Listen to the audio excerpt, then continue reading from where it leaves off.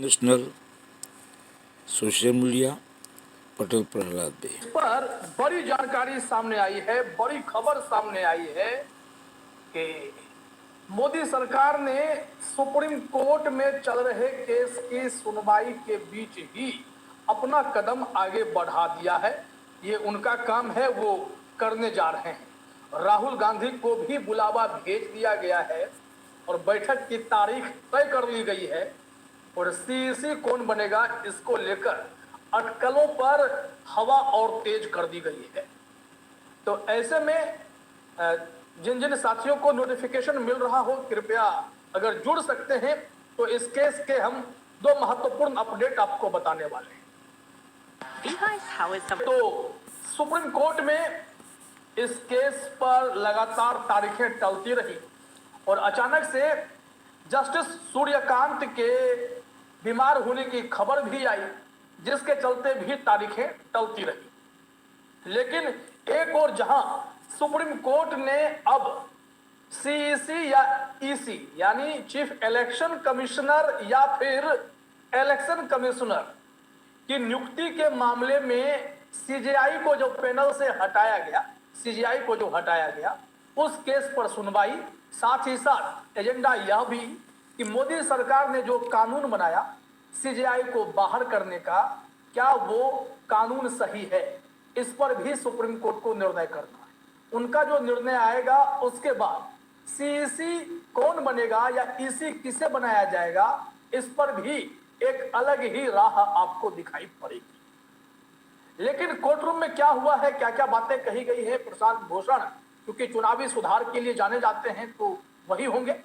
लेकिन उससे पहले यह कहा जा रहा है कि 17 फरवरी को प्रधानमंत्री नरेंद्र मोदी ने बैठक बुलाई है और पीएम मोदी, राहुल गांधी और मोदी जी के पसंद का एक व्यक्ति, चाहे वो लॉ मिनिस्टर हो या होम मिनिस्टर हो, उन्हें बुला करके 2-1 से फैसला करेंगे कि चीफ इलेक्शन कमिश्नर कौन होगा।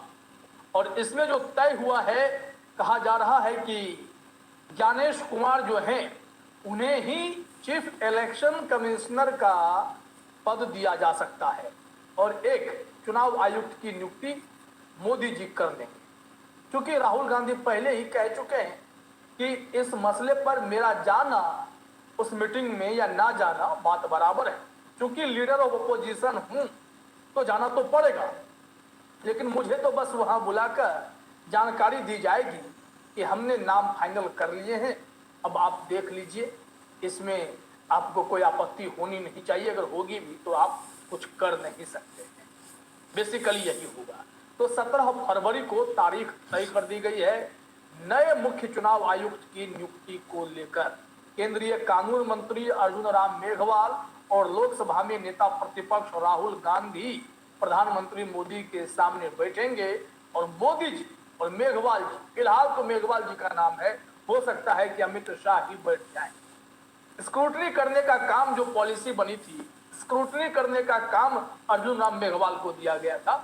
उसके बाद जो शॉर्टलिस्टेड नाम होंगे वो प्रधानमंत्री मोदी, लीडर ऑफ अपोजिशन और मोदी जी के पसंद का एक कैबिनेट मंत्री तय कर देगा कि इसमें से किसे आप बेहतर मानते हैं। जब अधीर रंजन चौधरी थे तो फिर उस वक्त यही खेल हुआ था। अधीर रंजन चौधरी ने बाहर आकर कहा कि हमें पता ही नहीं चला ना, अर्जेंटली मुझे बस एक लंबी फहरिस्त दे दी गई, कहा इसमें से चुन रहा हूं, जो चुन दूंगा वही फाइनल है। जब 2-1 से फैसला होगा तो निश्चित तौर पर मोदी जी और उनके साथ का आदमी ही सब कुछ तय करेंगे। लीडर ऑफ ओपोजिशन वहां पर मूक दर्शक होंगे। पहले ऐसा नहीं था। चुनाव आयोग में आयुक्तों की नियुक्ति के लिए इंडिपेंडेंट पैनल की बात की गई थी।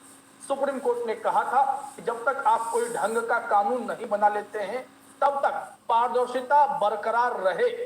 इसको देख